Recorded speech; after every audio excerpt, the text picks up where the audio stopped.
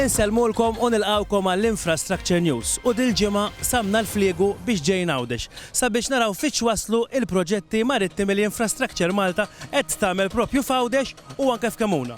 Dal-proġett ta' 6 miljun euro se jtejjeb ħafna il-mod ta' kif jitrakkaw is-sajjieda li għamlu użu mill-port tal-Imġar, mill-menqa tal-Imġar. Mbagħad iktar tard ħammorru wkoll Imġar ix-Xini u anke l-Bajja ta' Santa Marija biex insegwu l-proġetti hemmhekk fiex waslu wkoll.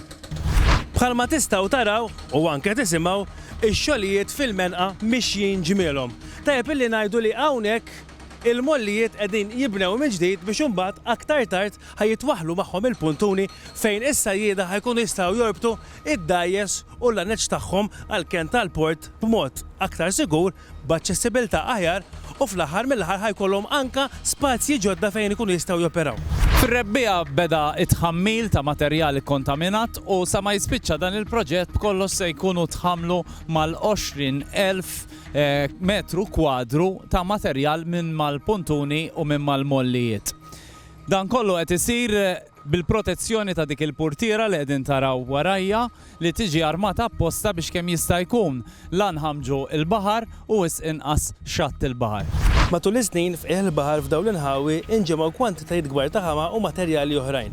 Tant li s-sajjieda ma tantx setgħu jimmanuvraw il-bċejjeġ tagħhom mal-mollijiet. Din il-parti tal-port qed titnaddaf u titfannat madwar 2 metri u nofs. Fejn spiċċa l-proċess ta' tħammil beda kif qed taraw il-bini mill-ġdid tal-mollijiet biex magħhom il-qoddim se jitwaħħlu wkoll 4 puntuni ġodda ma' dawk li diġà kien hemm illi b'kollox se jżid 9 post tarmiċ għal sajjieda għal nies li jiddependu li l-għajxin tagħhom jiddependi propjament minn dawn id-dajjes u li kienu ilhom ħafna jistennew li jkollhom post sigur fejn jistgħu jorbtu id-dajsa jew il-bċejjex tal-baħar tagħhom.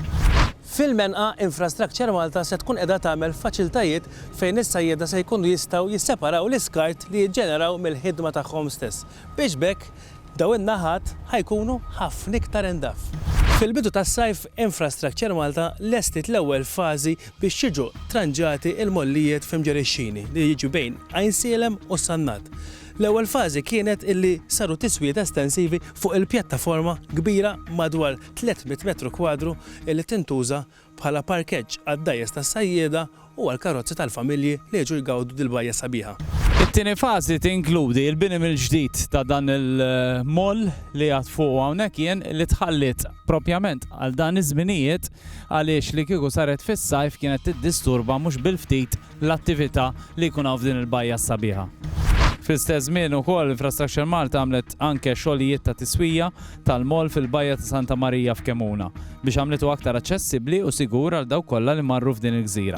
Il-gżira u ċija daw kienu l-Infrastructure News. Infakrukom biex tagħmlu like u subscribe fis-socials kollha ta' Infrastructure Malta. Inselmulkom.